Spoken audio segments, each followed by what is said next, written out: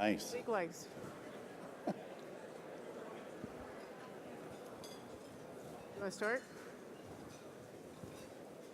Okay, hello everyone. My name is Bill Sahlman, professor at Harvard Business School for 112 years, roughly. Deborah Quazzo needs no introduction, but she and Michael are, of course, impresarios of this event, along with ASU, and just a remarkable force in the world of education and the world of technology. Dick Kramlich is a venture capitalist of great fame, best known in many ways for starting New Enterprise Associates, NAA, which is one of the most successful and one of the larger venture capital funds in the world.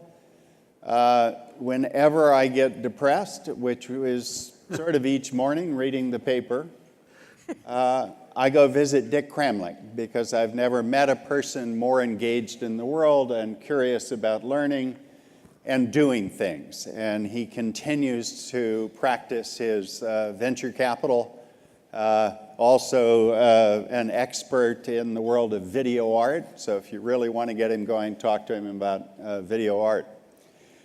This is a panel in which there was no designated leader. You were which is, so I'm filling a vacuum as we speak. But I thought maybe we'd talk about entrepreneurship and the world of risk capital. So let me start with a bold statement, which is I think one of the greatest inventions of the last 100 years is the combination of the startup and risk capital, not professional venture capital per se, but people willing to back entrepreneurs who are pursuing opportunities. So maybe, Dick, what's an entrepreneur? You know what the real original definition of entrepreneur is? The answer is no. No. It's an Alsatian word, and it means work maker. And I think that's a pretty good way of looking at what an entrepreneur is all about, because if you measure your success in the long run by the number of jobs you created, that's a pretty good metric. And because as we go through improvements in productivity and essentially lower the task of completing a job, but spread it across more people, there was a net gain to the society as a consequence of that. So it's not like my classmate George Bush said, and the French don't have a word for entrepreneur? I said it was Alsatian. No. You know, Alsatian, that's the interesting thing, because it's semi-French and semi-German. Oh. And it couldn't have come from a better place. That's great. Deborah, what do you think of? You've now dealt with entrepreneurs your entire business career. How do you think about what an entrepreneur does or is? I grew up with one. You did. One that you both know. You know, I think it is such a privilege to wake up every morning and work with entrepreneurs. It's not always fun. I think we can all. It's not always a bed of roses, as they say, but it is such a pleasure. I think it is. I'm obviously sector focused on the education and human capital markets, so I interact with entrepreneurs who are very singularly focused around a common sort of area. But I think people who see the field differently, who see white space where, you know, there's so many there and Me Too ideas out there, but the great entrepreneur who can see white space where no one else could see it, where I couldn't see it, who can really distinctively define things. I love the make work idea because it is truly about someone who is also, in addition to creating workers, it's about creating new forms of work and new forms of ideas. So it is an interesting willingness to take risk and believe in yourself. We had Gina Raimondo speak yesterday, the governor of Rhode Island, at a women's lunch, and she talked about the similarity. She had been a venture capitalist before she became governor of Rhode Island, and it was interesting to have her talk about some of the similarities between being willing to bet on yourself in running for a political race, very much akin to entrepreneurs being willing to bet on themselves as entrepreneurs. And I thought it was an interesting comparison that I'd never really thought about. But she felt like that, having lived as a venture capitalist, made her better equipped to run for governor when everybody told her she would never make it, and she did. And I thought it was interesting, but it does take a unique chemistry. So, Bill, could I? Yes, of course, I'd like Dave. to make two brief comments. Number one is, I happen to have the good pleasure of rooming with Deborah's father when I was in my first year at HBS. And I affirm everything you said. He's a risk taker, he's a high quality guy. And the thing about the venture business that incorporates entrepreneurs, the way you mentioned it, Bill, is that it encouraged at the very onset of what we're talking about, the highest quality people who are willing to take calculated risks around quality and quality of people for the most part. And the second thing is that I'd like to say is that I have never considered myself a financier in any way, shape, or form. I'm sort of a third generation entrepreneur in our own family. And so I've always looked at entrepreneurship as a team sport. And I've always felt, if I could swallow the mission, or I encouraged our teammates to swallow the mission, you can lay everything you have behind it and make the best of it. So I really look at that as a definition of what you can translate a difficult job into a successful outcome. One of the things that absolutely is true, people talk about risk and entrepreneurship, but we don't know anyone who gets up in the morning and says, where can I find risk? It typically is a question of finding reward and then structuring a process by which you can manage the risk to which you're inevitably exposed. And I think Andy McAfee explained that everything is at risk, particularly if we unleash the power of the world. How do we think about, and this is true in the Valley, it's true in other parts of the world, in which failure rates may be 60% in the sense that the companies, 60% of the companies in venture portfolios don't work out. But those people don't fail. They get re-engaged in the process. So how do you think about personal failure and the consequences? How can we get such extraordinary people as who are in this room to agree to do something arguably hard but risky? If you're addressing that to me, what I would say is, first of all, I don't believe in those statistics. And it's because I think you have to say, in terms of numbers, you ought to add in dollar signs on those. And if you have a much smaller number of dollars at risk to begin with, then it doesn't work, it's not a big deal. And on the other hand, if you pour in an untold, and there have been certain cases of that where it's really caused a lot of problems. So I equate those two. My wife says, Dick, when we got married 36 years ago, I knew you were a risk taker, but I didn't know how much of a gambler you were. So I didn't exactly take that as a compliment. But anyway, I think it's all about, as I said, team play. It's all about using a certain amount of wisdom. It's all about actually changing. And this is what I liked about what Andy said at the beginning, is that we're entering a whole new era where we're actually, AI was around for, as he said, 15 years. And, a lot of missed shots on that, actually, missed shots on goal. But now we have, other activities here, like, calculate, some robotics, some in that does help a little bit. Machine learning is a huge deal. There's no doubt about that. I like predictive analytics myself. I think predictive analytics, to the extent that they define such things as sales and gross margin and all that, are very much in the mainstream of what we ought to be doing. So I feel we've just turned the page, and now in the first era of the internet, what we did was primarily local, social, mobile. And now what we're really doing is looking at mainstream manufacturing and applying it to that 70% of the GDP that we lightly touched, but not importantly, in the first 20 years of the internet. So we're in the industrial internet age, and I am so tuned in and turned on about it that you can't believe it. As you're right, I get up in the morning and I'm not looking for problems, but I like to solve them. Yeah. So amazing. Deborah, maybe you could talk about teams, only because I see Michael Moe over here, and There are lots of people in your organization who are critical to the success. Almost every iconic entrepreneur was surrounded by remarkable people, and we overstate the role of that person and understate the importance of team. Maybe you could talk a bit. We're getting rid of the hippos now? Is that the? You're the hippos. You're the, no, I don't think you're hippos. Anything I thought but. that was a great I visual. love the visual. Yeah. I thought Analogy. it was great. I thought it was great. I'm not sure I make the most money either, so it's. No, not.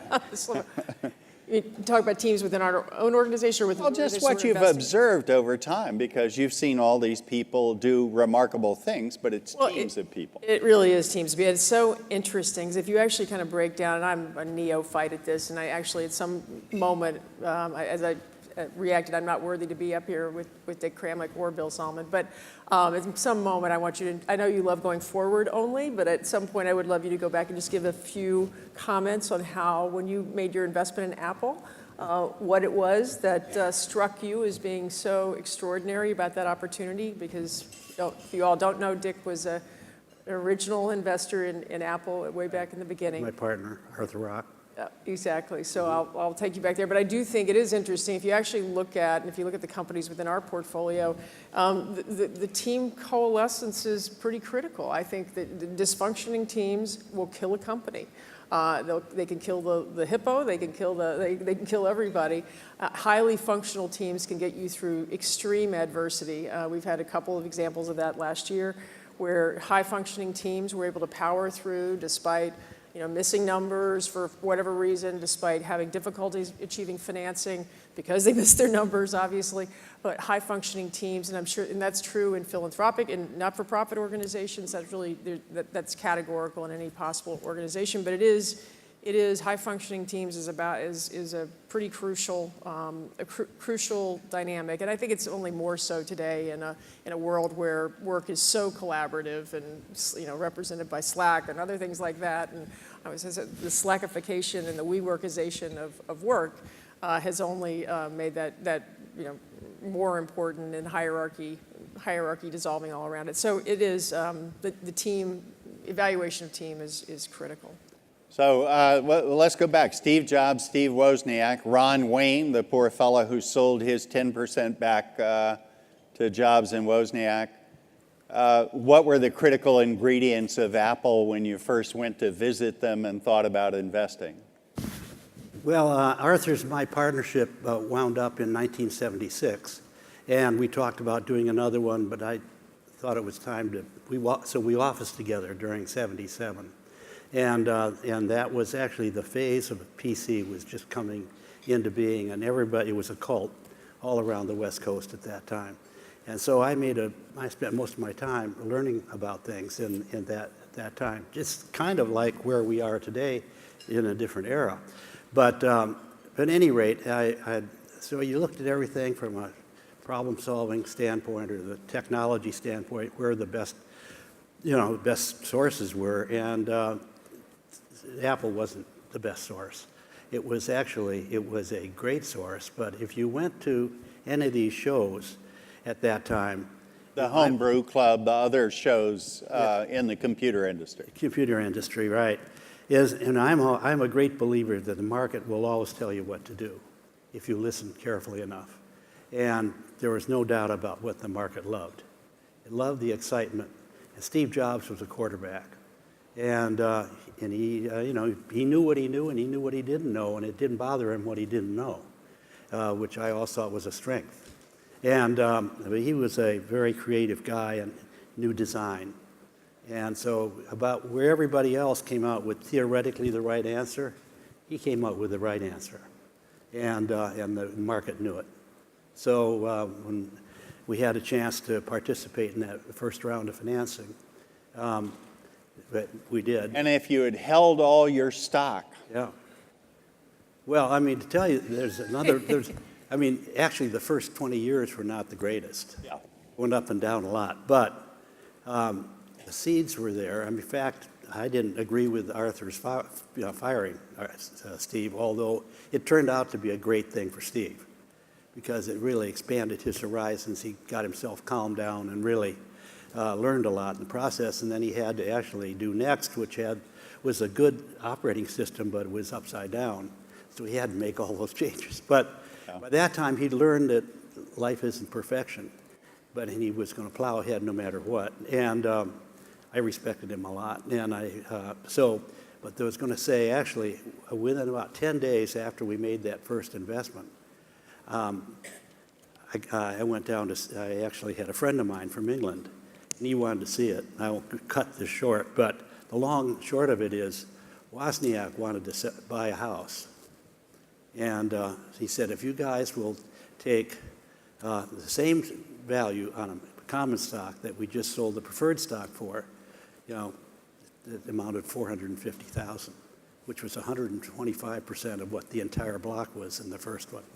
That shows up in nowhere, no books, nothing like that. So Steve Wozniak then bought the single most expensive house in the history of housing. It's true, but he made a lot of contributions, and he did very well.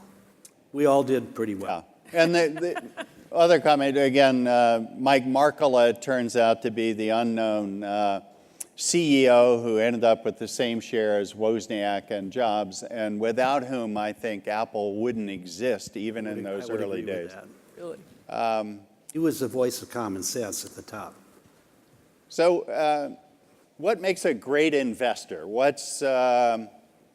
If you're on the other side of that, choosing is one part of the process, but Deborah, you said companies go through all sorts of roller coaster moments. Right. So what makes a great investor? Well, honestly, if you can take an example from this one over here on my left, Bill is right. I have never seen anyone wake up with the glass, half full, and it is unbounding enthusiasm, a desire to learn things all the time. We call ourselves company junkies sometimes. We're looking for things, always wanting to see something new, always wanting to not miss talking to someone who's an entrepreneur with a new idea. And I think then being able to maintain calm and support in the face of adversity, so that you're behind the team at moments where the last thing in the world they need is for you not to be. And we certainly do see situations where investors get panicked, and that never is helpful. So I think it is sharing a vision with the entrepreneur, being behind the entrepreneur. They always tell you this: no investor's there to run a company, for Lord's sake. But and so I think it really is seeing the vision, being wildly supportive, and yet being also very direct where you see issues bubbling up and having candid conversations about where you believe things need to be changed. Well, I think there's a lot. Everything you said is correct. I think problem solving is the main thing, and then knowing what resources it takes to solve a problem, how large the problem is you're trying to solve. Where could this go from where we are, and a lot of seeing beyond the obvious. All these things are all part of it. A lot of it's intuition, but then you have to follow it up with, real facts and real technologies that actually are, life sciences is a perfect case in point of how, the problems are obvious, the solutions are very difficult. And in education, I think you're at a really interesting point there, because I think, as you're looking at scale, education is a scale problem of Socratic method. Really, how far do you take it, and how do you learn from it? So there are all these kinds of broad questions that come into play. So I think what makes a good investor is, first of all, you can't do all this by yourself, and so I think having a good team and being able to ask straight questions and not having a very definite or stubborn look at the market and how do you solve this, being open to new ideas. That's what I really like about today, and I am forward-looking on that, because I really think that we are just beginning. All those charts that Michael showed last night are absolutely right. We're looking at something that's going to transform the world in a multiplier. I look for the multiplier effect all the time, and that's really where we're going. So I think I think what makes good investors, A, having a good team, understanding the transformation that you're likely in, and it only happens once every 5 or 10 years when you get to a change in the direction of the stream, and you're close enough. I said one of our jobs is to see around the corner, and the problem is you have to be at the corner in order to see around it, and so you can't get lazy in this business, and it's really it's a big challenge. You got to stay on top of it all the time, and understand other people who have different points of view or the same points of view or slightly different, and be able to learn as you go. Can I ask you two questions near and dear to my heart? Women in technology, Yep. women in entrepreneurship.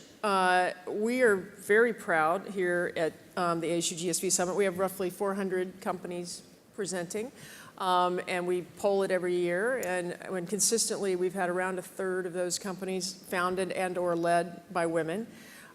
This year, actually, it inched up to about 39%, which, very exciting. Still short of half, but that's okay. It's certainly well ahead of the single digits we see in broader technology. I know you had a mom who was actually a very early pioneer in engineer, STEM. She was an aeronautical engineer in 1930. Which is extraordinary. And so curious how that impacted the way you think about things. Right. And I'm curious how you both see, given the last year of the Me Too movement and everything else that's happened, do you think that we are in a place where we can finally make progress in terms of diversification of the technology workforce, both for women and people of color? And I'm just, anyway, love to hear what you, both you guys think. I think in spades, we're at that spot. And, I think the rate of change is going to be dramatic. It's not going to be linear because there are so many intelligent, non-white Protestants who are, who are there with as much, if not more, talent. And so we have, this is something that is a pent-up source of talent that we're going to start really recognizing. I'm all for it. As you said, my mother was a suffragette, and my wife is no weakling. And she got us into this media art thing, and I applaud her every day of the week and what she's doing. And I think it's going to, sort itself out very quickly. I was only male on a panel at the Web Summit this year, which had the title "Sexism in the Valley," and let me see, Kara Swisher was on that. Lady who runs Intel Capital was on it, and our questioner was a woman who was at Fortune magazine, and so Kara led the thing off, and she said, this is, when it comes to retribution, that becomes a criminal offense. And she said, but that isn't going to make a difference. We're going to go back the same old days. I said, Kara, stop. First of all, I agree with you about criminal offenses ought to be treated with criminality intent. That ought to be, this solution ought to fit the problem. However, it isn't going to go back. It has really very little to do with in Silicon Valley. It has to do certainly with the United States and maybe beyond that. But the Middle East has to solve that problem. That's a great source of talent in the Middle East. Women taking off the burqas and becoming real people, and I think, and that goes way beyond that. And so I said, it isn't going to be the same old days, because I said, just think how many. I said, Kara, how many abusers do you know who are winners versus losers? I did a statistical analysis of this. 80% of the abusers are losers. So, because how do you have the time, Bill, to solve a problem, get very engaged, and have time for that kind of junk, This is a fraught question, but I would say men have been allowed to behave like pigs for centuries, and they need to stop behaving like pigs. I agree with that. And men need to do as much to stop that behavior as women, and it's our joint responsibility. Right. I agree with all that. And I hope Harvey Weinberg rots in hell. I don't know that I believe in hell, but charter member. And we're not going to talk politics. But I would also say, in Andy McAfee's talk and Karem Lakhani's work, we know that if you don't know who's at the other end giving the solution, that it's a remarkably open process. And so my hope is that we'll figure out ways to make the opportunities accessible and for talent to show. It could well be that AI assessments of underlying talent that are gender blind and race blind will help us in that regard. I encourage people to read Ray Dalio's Principles. Ray's a very thoughtful man who's trying to bring radical transparency to his organization, and you may not buy into his particular approach, but he's really trying to get information on what people do and how they behave and get feedback and open communication. So I'm incredibly optimistic because I've been at Harvard Business School, and now it's a world where it's a meritocracy, and I'm optimistic about it. That's what we're seeing. And that's part of this educational process that you guys are supporting big time. Well, and in the past decade, I've tried to focus on entrepreneurial solutions to the world's problems. And the world has created an infinite supply of problems. And fortunately, entrepreneurs view problems as opportunities. And no group has a unique insight into how we can solve problems of the environment or problems of education or problems of healthcare.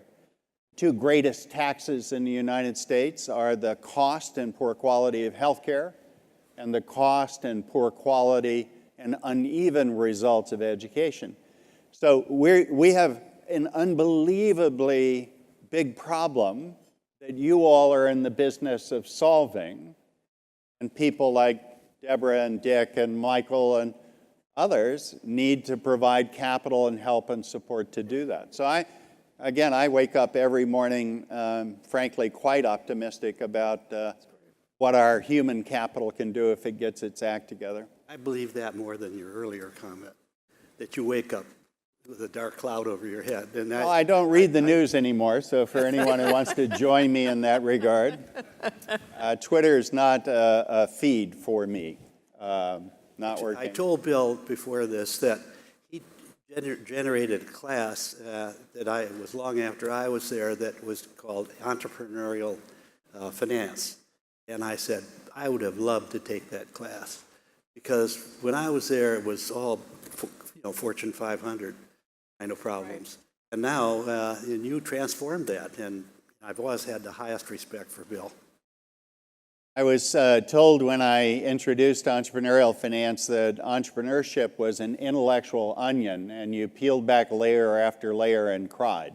It was a tremendously uplifting moment. But I think there was a lesson in there, which is around passion and commitment. And risk. Angela talked about grit and combining this persistence and learning how to do something important. And I think we're now in a case where we need to have people take responsibility. They need to have grit. We need to provide them with the resources necessary to make mistakes and still get back up and into the game. So if you want to read a book, read Steve Pinker's book or read other books that give you a sense of balance and perspective over a longer period of time. And so again, we need to solve these problems. This is an example of a group that can do things that are extraordinary. And there are just so many examples I can think of in terms of how do you become a good investor that relate to your comment. And that is that when you run into a problem, and you have it somewhat solved, but people who are not part of the solution process are judging whether you should put more money into this or not. That is that happens almost every time in a long journey. And the question is, can you actually uncover enough opportunity in a particular area where you have an opportunity to really scale and grow and provide something that the world has not been able to provide before against the capital it's going to take you to get there. Yeah. And that is really, I mean, I'm thinking out loud, but I remember with one time we had another person in our partnership that had backed these two fellows from Apple who were they were going to start out by doing a junior Oracle, which never got done. And to fill in the gaps in the meantime, they licensed the technology in the East Coast, and it turned out to be FileMaker, which was a pretty good product. And then we had these two fellows. One was about 6 feet tall and a very presentable guy, and the other one was 5'3" and had been a used car salesman in Denver. And then we ran into a problem. The tall guy came in and he said, I think we're doing the right thing, but, I have a family to think. I said, are you asking me if you could quit? He said, yes. I said, good luck. And because I knew that he was a good guy, but he wasn't right for the job. Whereas the little guy had grit, just what you just said. Yeah. And in the meantime, he'd hired somebody who was the head of Bell Northern Research in Northern California. And he decided what he wanted to do. He was an English major. He became a coder after that. And they developed the first electronic presentation product. Yeah. And that was called PowerPoint. And so I went to the partnership and I said, look, we haven't done so well up to now. FileMaker is doing $300,000 or $400,000 a month at that point, but we have this other product that's really a blow-away product. And they said, well, what is it? And I told them presentation products. I said, well, 3M makes this great they have used slides. So Dick. Yeah, and the bottom line is, I called my wife before I did this. I said, Pam, we stopped work in the house out of Stinson Beach, and I'm going to see if I can finance this myself. And she said, not again. And I said, yes. And anyway, so I said, I'll make a deal with you. I'll put up the money per month on the condition that if it's a winner, you guys have it, and if it's a loser, I'll take it. They said, well, we can't turn that down. I said, exactly. That became the first acquisition that Microsoft made. So I'm eternally grateful for entrepreneurship and for people who are willing to put their money where their mouth is and to commit to do things that frankly are risky too. So thank you all for the opportunity. Thank you. All right, thanks. Watch us go round and round each time. You got that daydream look in your eye, and I got that red lip classic thing that you. All right. All right, thank you, everybody. Those of you who are remaining. I'd like to introduce somebody whose name I think most of you already know. It's Penny Pritzker. She has the kind of background that make us all feel really bad about ourselves. So, born into a prominent family, of course, BA in economics at Harvard, JD MBA at Stanford. She, by the way, served on the boards of both of those institutions later on. Founded several companies, including Vi Senior Living, The Parking Spot, Artemis Real Estate. She served on the boards of Hyatt, TransUnion, LaSalle Bank, and now on Microsoft.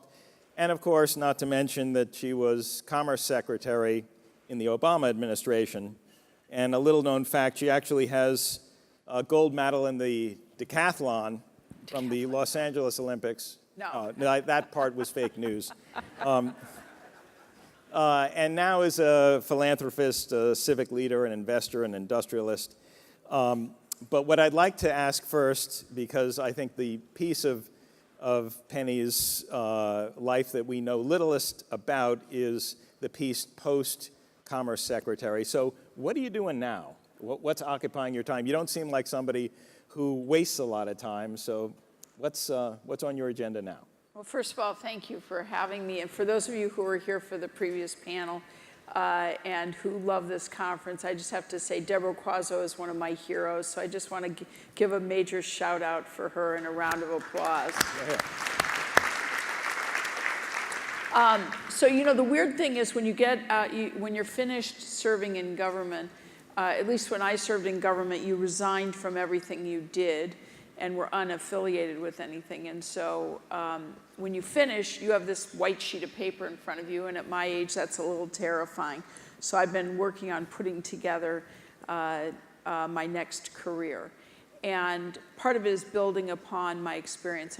As you said, I basically spent most of my career in business, so 30 plus years as a business builder, which is the thing I love to do. And that's what we're doing now at PSP Partners. And in fact, we've been investing. One of the things that I had the privilege of doing in commerce was working on our digital policy for the country. And I loved working with technology leaders. And the other thing that I made as a priority was how do we address the skilled workforce that we need in this country? And education and skilled workforce have been a passion. So I've been trying to combine those in some of the areas that we've been investing, which is why we're here, talking with folks. But some of the kinds of businesses that we've been investing in have been facilitating bringing greater efficiency or connectivity to various areas. So for example, like a company like Piazza, which is a platform for STEM students and professors to engage, that's now being used by major corporations to source talent. Or House Canary, which is a real estate valuation business. Or Beachfront, which is a mobile video platform, advertising platform. Or Elvest, that's an online savings and investment platform for women. Or Measure, which is a drone as a service business. So we've got an eclectic set of companies that we're invested in, that we're helping to nurture and grow. The common theme is that's what we like to do, is work with business leaders and entrepreneurs. Excellent. Well, in my time at KKR, when you were Commerce Secretary, there was a lot that cabinet position accomplished.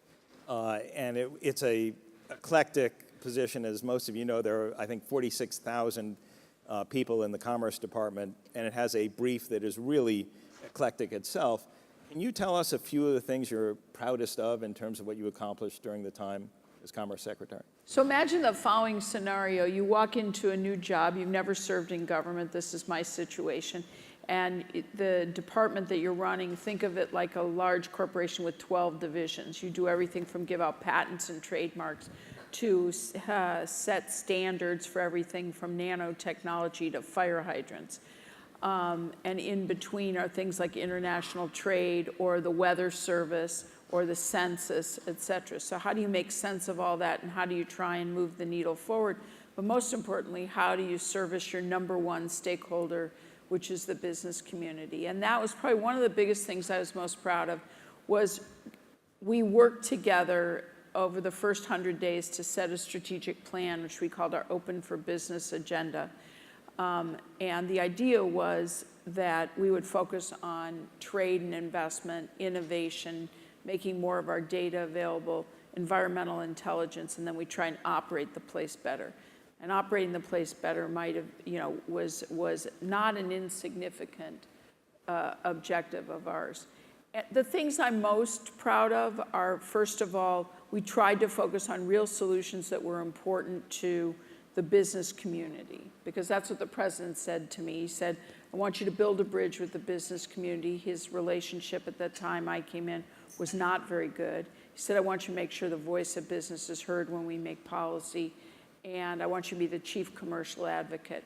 So, for example, as I said, we put together the first digital policy for the United States, arguing globally for a free and open internet, which is not an insignificant thing, something I think we take for granted to a certain extent, but we're seeing more and more the challenges there, addressing issues like privacy and cybersecurity. We unlocked our data. The Department of Commerce produces 20 to 40 terabytes of data a day, and we've made 30 plus partnerships with private companies to help our data be more utilized. So census data, weather data, data about our economy. We produce GDP statistics, So, all the data that goes behind that. Advanced manufacturing was another major area. We created 14 public-private partnerships around the country to take innovative technologies from lab to market. So, a lot of things that I was very proud of, the most important of which was trying to give the organization purpose and a clarity of what success looked like. Terrific. Well, one of the things you mentioned was cybersecurity. I think we're all reading in the news about how critical that is and how that's becoming more and more a part of our lives that we need to pay attention to. So, and I know you did a framework for the protection of our critical infrastructure, and that was the first time that had been done.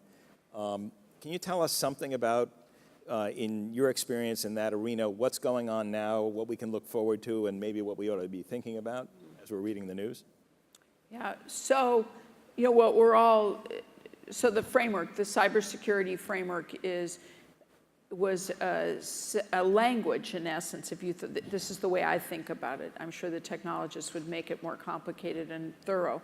But basically, it's a common language we can all use to understand where a business or where an organization is in terms of its cybersecurity protections, and a framework within which to judge where vulnerabilities are and where actions need to be taken. That's an important role the government can play, which is to, first of all, get us all talking the same language, if you think about it, and using the same criteria to judge. We can set our own metrics, but at least so that we're having good communication. Today in cybersecurity, the second thing that we did was the last 6 months of the administration, President Obama created a cybersecurity commission to really lay a blueprint for the next administration. And I'm told the Trump administration has taken this up seriously to address issues of cybersecurity. And what I learned, the biggest takeaway for me, and there's like 30 major recommendations in this report that are being acted on by the government and others. What you really take away from this is we are only as secure as our least secure partner.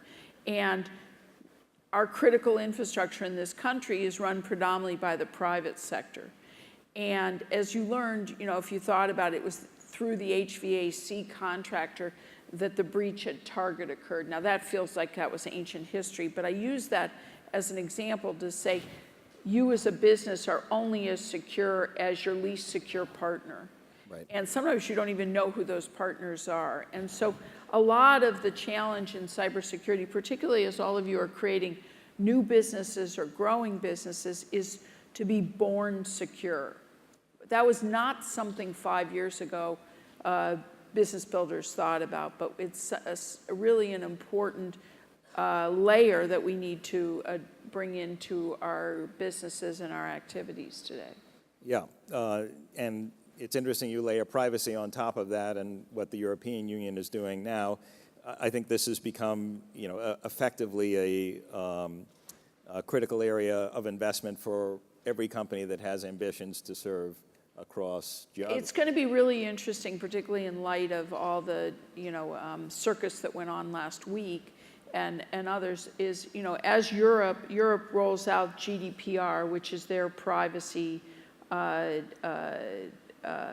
requirements for use of any individual data. I believe they're going to end up setting the standard for what happens globally because, frankly, our country has not even begun to address this issue, as we saw last week in Congress. And so I think what will happen is, it's kind of a first mover advantage. In some respects, I think Europe will end up setting a standard because for any of you who are doing business in Europe, you have to comply, and the penalties are really punitive. Right. So let's go on to education, jobs, and training. I know a week ago you wrote an op-ed in the USA Today, and you were commenting on some of the tariff policies, et cetera, but the point you were making is our central economic challenge is technology change, not trade. And you link that with jobs and skills. Can you tell us what you meant by that? Yeah, so imagine how, I don't know, I was educated 30 plus years ago when I graduated from school. And the fundamental thesis back then was you go to school, you finish school, you do your career. That doesn't work anymore. We've got to change the modus operandi, and we've got to be lifelong learners. And we've got to also create a variety of pathways for individuals so that you can not only be a lifelong learner, but for those of us where going to college is an outcome, that's fine. We have plenty of data that shows that your income will be, that puts you on a better path to income. But we have greater than 50% of the United States population that's not graduating from college and won't graduate from college. And we're not servicing those folks to help them be able to achieve their ambitions and to have a pathway into economic prosperity. And yet there are plenty of jobs out there, and we need to, and this is an opportunity for all of you in this room, is to really is creating tools to address that. And Richard, you and I were talking about this, this lifelong learning culture, which is what we really need to achieve in our country, is a generational change. It acknowledges the fact that, a young person today will probably have 10 or 15 jobs in their life. And in order for them to be prepared as they move and transition from job to job, they've got to become lifelong learners. We've got to make it more transparent. What are the skills that you need as you move through your career, whether you're intentional about it or as you meet, forks in the road? We've got to harness greater data in order to create greater clarity about credentialing. We've got to have pathways that clarity about a pathway. If I, as a sixth grader today said, geez, I'd like to be involved in artificial intelligence or machine learning or cybersecurity, careers that frankly didn't exist when I was in sixth grade and didn't even exist when I got out of graduate school. Where's the advising on careers? Where's the tools that are available? Now, they're being created. That's what's so exciting, I think, about this conference, is it's bringing together people in many different areas of education and training. But I think one of the things, Richard, you were asking me earlier, what am I excited about being here? There are tools today that are coming out that really can address some of these big challenges that are facing our workforce. Right. So you were a co-sponsor and co-author, perhaps, of this CFR report on the future of the U.S. workforce. And one of the things that report said is that we have to be cognizant that there is institutional failure here. That is, government, private sector, and educational institutions are failing to equip our population with relevant skills for the balance of the 21st century. That report was quite comprehensive in creating a menu of options at all levels of how to address this. Maybe just for this audience, that I'm not sure everyone has looked at this, you can boil it down to some of the key findings and let us know what recommendations you guys had in that report. Sure. So first of all, for those of you who aren't familiar, CFR is the Council on Foreign Relations, and you may ask yourself, why would the Council on Foreign Relations be interested in workforce training? Isn't that a domestic issue? But fundamentally, the leadership of the Council's view is our workforce, if we don't address this and better prepare our workforce to be competitive in the 21st century, it's a national security issue. That's kind of the big idea. The second big idea is we need a generational change in how we do education. I think that's why most of you are here. You believe that. And that generational change needs to embrace the fact that technology and globalization are not going away. Artificial intelligence, automation, globalization are here to stay. I think we all can agree on that. And that the approach needs to be, we have to have greater opportunities for lifelong learning. What does that mean and how is that presented is an opportunity. But it's a challenge for all of us. The second, as I said, is greater transparency about pathways, greater opportunity for experiential learning, internships and apprenticeships, more advising. There's college advising out there. there is not career advising. And there are tools being created to provide career advising. There's a tool called Journeys that's being created today that gives you a pathway if you're sitting in school, or how you get from where you are in your education to where you'd like to be. The other, a couple other points the report makes is that the current federal level of commitment to displaced workers, which is called trade adjustment assistance, is completely ineffectual and needs to be rethought. And the other federal issue is really modernizing benefits. How do we, acknowledging that 55 million Americans today work in the contract and gig economy, how do they earn the benefits that we who have full-time jobs are earning at our work? How do they get retirement benefits, workers' comp, health care, et cetera, et cetera? And so how do you earn that? Even, let's say you have a portfolio of work, how can you put those pieces together? There's a bias in the report that is that solutions are predominantly local, meaning that the governor or mayor, along with business leaders, along with the educational institutions, starting K-12 all the way through community colleges and universities, and the NGO and social safety net organizations need to come together to address the challenge in their region.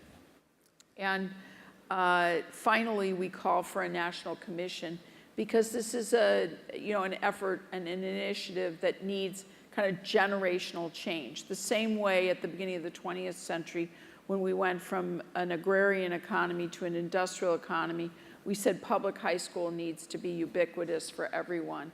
It's this similar type of major step function change in the way we think and deliver training and education needs to go on in the country. And those are some of the major findings or theses that are offered. The report is meant to be, as you said, a menu. So if there's some aspect of that that's of interest, you don't have to read the whole thing. You can go through and figure out, I fall in this category. Here are programs that are out there that are working that might be replicable. Right, and one of the things that this report said is that about 2/3 of the 13 million jobs, new jobs that were created in the US since 2010 require some significant level of digital skills. And we have a number of people at this conference who are focused on the achievement gap about providing an effective education across all of our cohorts of socioeconomic stratification in this country. And many others are focused on the skills gap, which you've talked about already, in terms of not having the right skills associated with the population coming up for the right jobs. My question is, how closely are these two things linked? Can we achieve any closure of the skills gap without first achieving, seeing a closure of the achievement gap? How do you think about equity in education as it relates to the upskilling of jobs? Well, it's an and, not an or. Basically, we need to address achievement gap and skills gap. I think they're related to one another in that, employers, if you talk to employers, and I was having a conversation this morning with Richard Barth about, employers and the challenges that they're facing. Start with employers are part of the solution available to a skills gap or an achievement gap, but they can't do it themselves. They've got to, there's an educational component, and then there's an informational component that needs to exist that says, here's what one needs to know and be able to do. And there are both hard skills and soft skills. And in a funny way, one of the biggest challenges that employers face today are the soft skills. What are certain things that we all take for granted that employers struggle with, which is, will my employee show up on time? Do they understand the etiquette of a workplace? Have they had exposure to a workplace? It's why we call for internships. it's why we also need employers to understand sometimes transportation is one of the biggest impediments to being able to be employable. I can't get from here to there. You meet young people who say, I have to take 2 buses and a train to get someplace. And if somehow that transportation set of links breaks down or doesn't work or you miss something, you're completely without a safety net. Sure. So, you know, the challenge is multiple levels, and that's what makes it hard. We have to give people, you know, we need technical skills that are in demand, but we also need to give young people job preparation. And I think that I've seen recent studies, 82% of Americans want to see job and career skills offered in school. And so we need a mindset among educators that this is not just about the pedagogy of learning history. My daughter's a history teacher, but it's also about learning the skills necessary to be part of the workforce. And we need to marry those more closely together. The other major acknowledgement that we need as a country is to acknowledge college is not the answer for everyone. We have less than 50% by far of Americans that are graduating from 4-year college. And we can't just say, okay, that's okay. We've got to be able to offer greater pathways, and there's many tools being created that say, how do you create either nano degrees or how do you what credentials do I need in order to be employable? There are many families can't afford college at the moment of graduation from high school. And there's, so this is the conundrum we face. And finally, I would say one of the bigger conundrums is counseling. We just don't have the kind of comprehensive career counseling available. And it's hard. How am I going to advise somebody how to become an artificial intelligence expert when I have no clue what that means? And I couldn't do that myself. So I need help if I'm an advisor, or counselor, or a teacher. So and I fully agree with how you're positioning the issue, but in your time at Commerce, one of the things that you looked at pretty carefully is how jobs are going to change in the 21st century with AI, with robotics, with the dislocations from digitization, et cetera. These are going to change jobs pretty radically, and it has the danger of making both the skills gap a wider gap, because you'll have highly skilled jobs which will be highly in demand, but for a thinner and thinner layer of the population that's able to do those skills, unless we sort of rain down on, as you were suggesting, whether it's through apprenticeship programs or different perspectives on education as you go through high school and college. I'm just trying to figure out, is there some systems thinking that might address this as a society? In the same way you said, hey, universal high school at the end of the 20th century, at the beginning of the 20th century, we had the GI Bill, and sort of universal college was a thesis after World War II. What's our thesis now, and how can we galvanize not-for-profits and for-profits and institutions and government to get around a systems thinking solution? I think the systems thinking starts with this notion of what I call lifelong learning. And that sounds very nebulous, but if you actually thought about public high school is a nebulous concept too. We've defined it as, certain classes and a place and et cetera, but that's not how it began.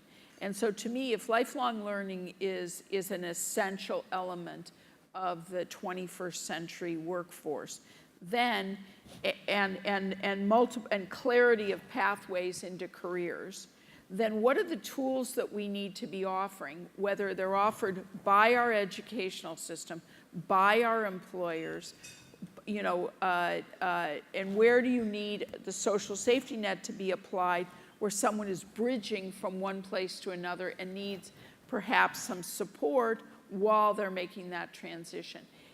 I don't mean to make that sound nebulous, but if you look at some of the most exciting tools that are being created, whether it's, Axonify to Udacity to, on and on, you could name company after company, they're all Class here. Dojo, that you guys are all here.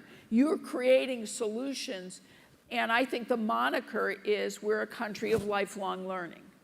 And we need to make that affordable for people. And where's the federal government? How do we make a Pell Grant or a MAP grant more flexible so it can apply to nano degrees, or it could apply to various skills learning? How do we, as a society, acknowledge that where I am when I'm 18 years old is not where I necessarily am going to be when I'm 40 or 50, and that the definition, I'm not defined, I appreciate your saying, well, she went to Harvard and she went to Stanford and all of that, but today that's really, how relevant are my degrees 30 plus years later to what's going on today? Yeah, totally fair. So in terms of better matching educational offerings and 21st century employment realities, we have a lot of these solution sets that you've mentioned, but one that we haven't really gotten into is to what extent are we looking at, our government and institutions we have relied on to provide our education largely through this whole period. It has been, I would say, an institution-led, mostly public institution-led educational society that we've been a part of and we've benefited from. Are we entering an era where it's a little bit more, if I can say, consumer-led or private industry-led, where people will be figuring out, okay, here's what I need to do to effectively participate in a 21st century economy, and here are the tools available to me at these costs, and rather than relying on our public and our public educational institutions to sort of set that out for us. To what extent do you think we're at a sea change there? I think we are at a sea change, and I think there are multiple forces at work. First of all, the consumer. I saw this firsthand as Secretary of Commerce. We created this thing called Manufacturing Day. We were promoting advanced manufacturing. We got thousands of manufacturers to open up their doors to middle school kids to see what advanced manufacturing looked like, because frankly, it's not your father's, manufacturing plant, and let alone your grandfather's manufacturing plant. And what was amazing to me was the kids brought their parents, and the parents were like, "Tell me how I can prepare my, my child to be." And these are people of all income levels. This was not, just, for the elites. And what you realize is there's an enormous demand by individuals to understand how am I get myself ready. So absolutely, I think there's two forces coming at this. One is families and young people and technology coming together on the one hand to empower the consumer. And the second is businesses are really struggling and have been to say, I need a workforce. I've got jobs. The jobs are changing. I'm willing to participate more in the educational process, but I need educational providers that are meeting my needs. And I need to be matched up with the individuals who want to become lifelong learners. So I see those two forces as having a lot of potential impact. So I'm hoping for a social movement. So those of you who want to start one, I'm all in. All right, well, this has been terrific. I think there are several business ideas in what you just said, and some of the people in this audience, I hope, pursue them. But thank you very much, Penny. It's been a pleasure. Thank you, Richard.